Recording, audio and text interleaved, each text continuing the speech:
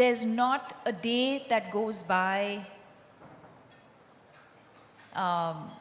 when a person doesn't come up to me and talk about an interview that I did, or you know, something that they read or something that they saw that that prompted them to seek help, or encouraged them to tell someone they know to seek help, that they felt better, that they're on the journey to recovery. And each one of us in the foundation experience that on a daily basis. There's somebody or the other who'll always acknowledge the work that we've done. And that for us is the most fulfilling part.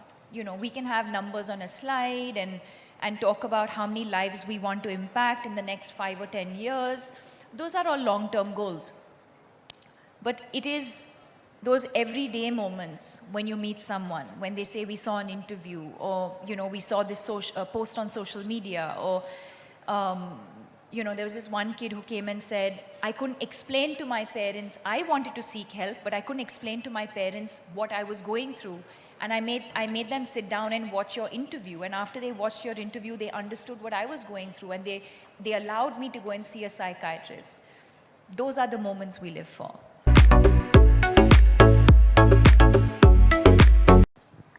I would have probably been an interior designer. Yeah, that's something I've always been very, very passionate There's somebody about. who's just bought a new apartment who's very excited. He's like, you get blue curtain. I'm happy to render free services. That's how passionate I am about interior design. I've always been, even as a kid. And at one point, I did have this plan to go to like some like design school abroad. Wow. And yeah. Can I just collectively say we are very happy you didn't make that decision?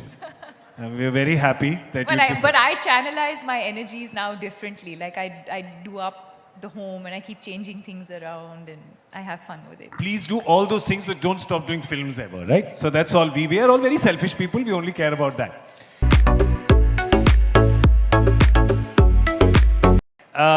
Okay, I was not going to ask you your favorite film, but now I feel like we should ask her, no? Favorite character? Can you ask favorite character? Because film becomes like, oh no, you said something about the director and about the other. So favorite character. It boils down to the same thing. It's like, oh, she chose this character over that character. Okay, so I'll make it a very harmless, innocuous question. The favorite character you enjoyed playing? I'd have to say it's very difficult, though. I mean, it's like saying choose this child over that child. But if I really had to choose, and you guys are putting me in the spot, but I'd say Piku. Yeah. It was very special. There was something very, very special about the energy on that movie. And I feel like my sister and I are at that age now where we feel like we're Piku. Yeah. So just, I don't know, something about Piku is very, very special. And that's one of the movies that sort of keep coming up in conversation when I talk to people. They're like, we really like that movie, or like someone's been through that experience or going through that experience, or you know, lost a parent. And so there's a lot of that. I feel like maybe it's just the stage of life that I'm at now. Yeah. Yeah, that seems to be my most favorite. But just on that film, 1 second, how daunting was it? Because these are two experienced, like, powerhouses, right? And first I must say, you held your own against them. You were absolutely fantastic in that film. Whoever agrees, please give a round of applause, because you were fantastic. Like, Koi shak? koi nahi. Koi bhi nahi. How was it though? Did it get easier through the days, or? No, I mean, like you said, I was just aware of the fact that I was going to be opposite these two incredible people. But I think what makes for great collaboration is when you're not competing with the, you know, with your co-stars. You're really genuinely invested in telling a good story. And I think that's what we were there to do. I don't think Irfan was trying to be one up on Mr. Bachchan, or he was trying to be one up on anyone. You know, it's just, it was a beautiful collaborative process, and I think we were all just invested in giving our best to the film. Yeah. Yeah, and I was aware before I got into this that I was going to be with two of these most incredible actors. But that's that. I mean, when the camera's rolling, I'm not thinking of Mr. Bachchan. I'm thinking of the character that I'm opposite. Yeah. I have to say that there were three master musicians at play, and it was a beautiful symphony that came out. So that was fantastic. I give all the credit to my mother for recognizing the signs and symptoms. Because it just happened out of the blue. I was on a career high, everything was going well, so there was no reason or no apparent reason why I should have felt the way I was feeling. But I would break down, for no reason. I would feel there were days when I just didn't want to wake up. I would just sleep because sleep for me was an escape. I was suicidal at times. And so having to deal with all of that, and when my parents live in Bangalore, and every time they sort of visited me, even now when they visit me, I always put on a brave front, like everything is okay, and you always want to show your parents that you're fine, and so I was doing one of those things of like, I'm fine, until they were leaving one day, they were going back to Bangalore, and I broke down, and my mother asked me the usual hygiene questions like, is it a boyfriend? Is it someone at work? Has something happened? And I just didn't have answers. It was none of these things. And it just came from a really empty, hollow place. And she knew instantly. And I think that for me was God sent. And I really hope, and I think that's one of the reasons why I set up the foundation, for us to be able to create that awareness, to be sensitive to the people around us, to look around us. If someone's feeling low, don't just pat them on the back and say, hey, you know what, it's going to be okay, or, hey, you'll be fine. Or just listen to this music or play some upbeat music and think that everything's going to be okay. If you feel, and this is for everyone in this room, if you feel for a prolonged period of time, which is more than 3 weeks, if you feel a feeling of low or sadness, it is recommended that you see a psychiatrist or at least see a counselor. And my theory is always, I'd rather be overcautious than not. It's the same way when you have, a stomach bug, or, you go and see a general practitioner. You can also go and see a general practitioner. That's one of the things that we do. We're capacity building for our country because we do not have enough mental health professionals to serve the 1.3, 1.4 billion people. So one of the things that we do is capacity building by educating general practitioners.